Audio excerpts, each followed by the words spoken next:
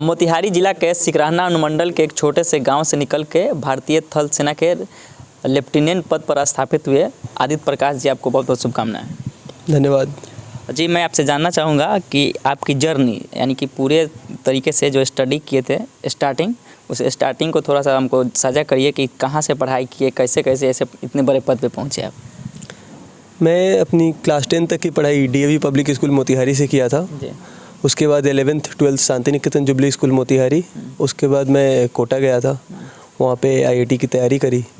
फिर एनआईटी रायपुर से मैं माइनिंग ब्रांच में अपना ग्रेजुएशन किया और फिर करीब 15 महीने एक सॉफ्टवेयर की कंपनी है बेंगलोर में, उसी में मैंने वर्क फ्रॉम होम घर से ही काम किया था।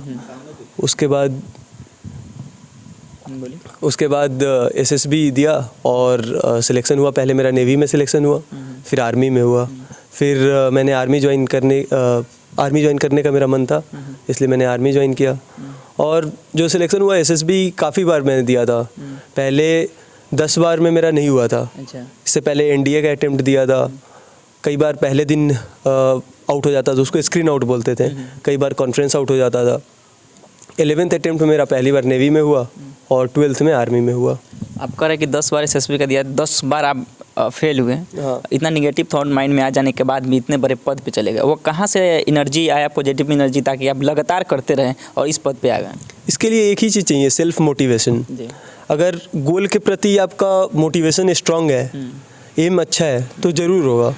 वही था कि कई सारे दोस्त, जब एसएसबी 5 दिन का इंटरव्यू प्रोसेस होता है, वहाँ पे आप जाइएगा तो कई सारे लोगों से आप मिलते हैं, उसमें से किसी का हो जाता है, फिर उससे कांटेक्ट में रहते हैं, फिर पता चलता है कि हाँ ट्रेनिंग ऐसे चल रही है, ऐसे चल रहा है, बात करते रहते हैं, मोटिवेशन उससे बना रहता है। और जो एम है, एम के प्रति मतलब जो क्या बोलते हैं हार्ड वर्क और डेडिकेशन रहता है, वो बना रहता है। हाँ, कई बार होता था जब नहीं होता था आकर के निराश हो जाते थे, कुछ दिन मन नहीं लगता था, ऐसा लगता था क्यों नहीं हो रहा है, बाकियों का हो जा रहा है, मेरा नहीं हो रहा है। फिर कुछ ना कुछ गलती जो रहता था, खुद को इंट्रोस्पेक्ट करने पे वो पता चल जाता था क्या गलती कर रहे हैं, उस गलती को रेक्टिफाई करके फिर अगला अटेम्प्ट देते थे। तो इसी तरह देते देते फिर लास्ट में जब सारी गलती ख़त्म हो गई, फिर जाके हो गया।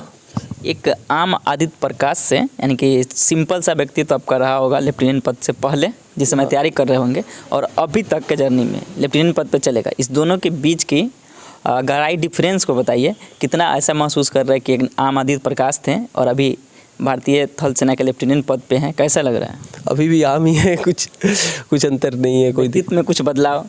हाँ, एकेडमी जाने से हाँ बहुत कुछ चेंज आ जाता है, फिजिकली, मेंटली, क्योंकि एकेडमी ऐसे प्रिपेयर करती है कि आप एनी टाइम, और जैसे एकेडमी का कुछ फिक्स रूटीन नहीं होता है वहाँ पे, कभी भी कुछ भी हो सकता है वहाँ पे। और एक फिक्स रूटीन जैसे सुबह 5 बजे से लेकर के रात 10 बजे तक फिक्स है, उसके अलावा अनऑफिशियली चीज़ें भी काफ़ी होती है वहाँ पे। इसके कारण फिजिकल और मेंटल रोबस्टनेस डेवलप हो जाती है। तो एकेडमी के कारण पर्सनालिटी या हर चीज़ में सारे कैडेट का वो निखार आता है, जो चेंज आता है, खुद की लिमिट पता चलती है कि हाँ ये लिमिट नहीं है मेरा, और ज़्यादा एक्सटेंड हो सकता है, इतनी सारी इवेंट होती है। तो और बीच में आप बताए थे कि एसएसबी में 10 बार फेल हुए थे, आपके दोस्तों ने, आपके घर वालों ने उस समय क्या कुछ कहा कि छोड़ दीजिए, आपसे नहीं होने वाला है, या कुछ और पॉजिटिव एनर्जी देकर आपको पुश कर रहे थे, या कैसे थॉट आ रहा था? क्योंकि बहुत सारे स्टूडेंट ऐसे होते हैं जो आप जिस वे में हैं उस वे में बहुत सारे लोग तैयारियाँ करते हैं और उसमें भी निगेटिविटी आती हैं, तो बहुत सारे उनके गार्जियन हो, तब दोस्त हो, तब रिलेटिव हो, तब उनको निगेटिव थॉट दे देते हैं या तो पॉजिटिव थॉट देते हैं, दो ही चीज़ देते हैं। तो उस वे में आपने क्या किया था? कैसे आपके गार्जियन का, आपके घर की तरफ से कैसा सुझाव था कि छोड़ दो या करो या लगे रहो? हाँ, घर के तरफ से पॉजिटिव थॉट ही मिलता था। मेरे पापा यही बोलते थे कि आप देते जाइए, कोई दिक्कत नहीं है। घर की तरफ से कभी कोई रुकावट नहीं है मेरे में कि हाँ नहीं हो रहा है तो घर वाले बोल रहे हैं छोड़ दो, कुछ और करो, ऐसा कभी नहीं आया। हाँ, ये अलग था कि मेरे पास जॉब भी आ गया था, जॉब के साथ साथ मैं कर रहा था, इस कारण से भी घर वाले निश्चिंत से कि हाँ एक जो बैकअप है मेरे पास, तो घर वालों की तरफ से हमेशा कंट्रीब्यूशन ही रहा है और मेरे मम्मी पापा हमेशा सपोर्ट ही किए हैं इस जर्नी को। मम्मी पापा करते क्या है? मेरे पापा किसान हैं और मम्मी हाउस मेकर है।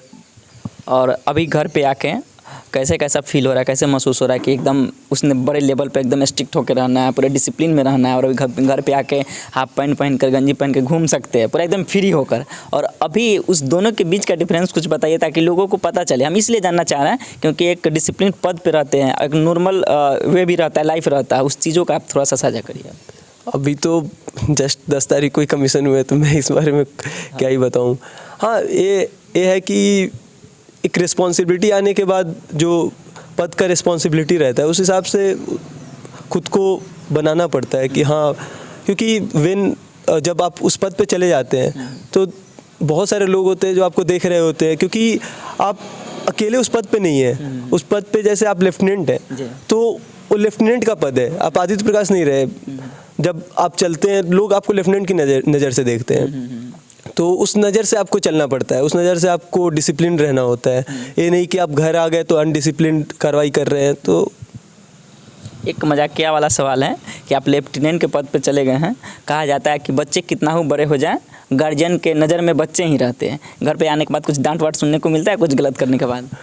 नहीं, अभी तो मैं कल ही आया तो अभी तक तो नहीं मिला तो बता दूंगा आपको। अच्छा, लास्ट सवाल, आपको देखकर आपने कहा कि एक लेफ्टिनेंट पद पे होते हैं तो सारे लोग आपको देख रहे होते हैं और आपसे सीखना चाहते हैं, तो बहुत सारे आपके एरिया के और आपके जानने वाले जितने होंगे आपको एज ए आइडल मानकर सोच रहे होंगे हम भी आदित्य प्रकाश बनेंगे।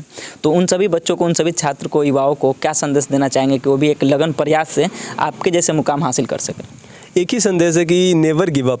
अगर मैं छोड़ दिया होता, क्योंकि 10th अटेम्प्ट के बाद जैसे 5 दिन की इंटरव्यू प्रोसेस होती है, उसमें पहला आपको पता है कि स्क्रीन आउट भी हो सकता है, कॉन्फ्रेंस आउट भी हो सकता है। स्क्रीन आउट मतलब पहला दिन बाहर होना और कॉन्फ्रेंस आउट मतलब आखिरी दिन। तो मैं 9th अटेम्प्ट तक, 5वीं से 9वीं अटेम्प्ट तक हमेशा कॉन्फ्रेंस आउट होता रहा था। और 10th में स्क्रीन आउट होने के बाद मुझे लगा कि फिर से मैं जो लेवल बढ़ाया था, फिर से मैं जो ग्राउंड लेवल जहाँ से शुरू किया था वहीं पे आ गया। तो उस समय गिव अप करने का मन था, बट मैं सोचा कि एक और अटेम्प्ट देते हैं। तो और उसी अटेम्प्ट में मेरा सिलेक्शन हो गया। तो वही चीज़ है कि कभी हार मत मानिए, मेहनत कीजिए और देते जाइए बिना परिणाम को सोचे हुए। अच्छा, इस फील्ड में जाने के लिए कोई ऐसा फील्ड होता होगा, कैटेगरी होता है, जैसे आर्ट साइंस कॉमर्स होती है, तो किस फील्ड से जाया जा सकता है या किसी भी फील्ड से पढ़ के इस क्षेत्र पे जाया जा सकता है? अगर आप 12th लेवल पे जा रहे हैं साइंस बेस्ट ऑप्शन है, और ग्रेजुएशन पे जा रहे हैं बीटेक, क्योंकि बीटेक के बाद काफ़ी सारी एंट्री खुल जाती है। नेवी के लिए, आर्मी के लिए टेक्निकल एंट्री ये सब खुल जाती है, काफ़ी सारे मौके मिल सकते हैं। और आप किसी स्ट्रीम से भी जा सकते हैं। साइंस नॉर्मल आप बीए भी किए हुए हैं तो सीडीएस का एग्ज़ाम दे सकते हैं और जा सकते हैं ग्रेजुएशन में। तो एंट्री का कोई इसमें ये नहीं है। ये नहीं है ना, यानी कि आर्ट साइंस कॉमर्स किसी से भी आप जा सकते हैं। अब बायो में भी आप उसमें जा सकते हैं, आर्मी मेडिकल कोर में। अच्छा। जिसकी पढ़ाई आर्मी ही करवाती है पूरी मेडिकल की। चलिए, अभी हमारे साथ थे आदित्य प्रकाश जी, भारतीय थल सेना के लेफ्टिनेंट पद पर हाल ही में स्थापित हुए। फिर से आपको बहुत बहुत बधाई और शुभकामना देते हैं। धन्यवाद। धन्यवाद आप सभी दर्शकों का वीडियो देखने के लिए।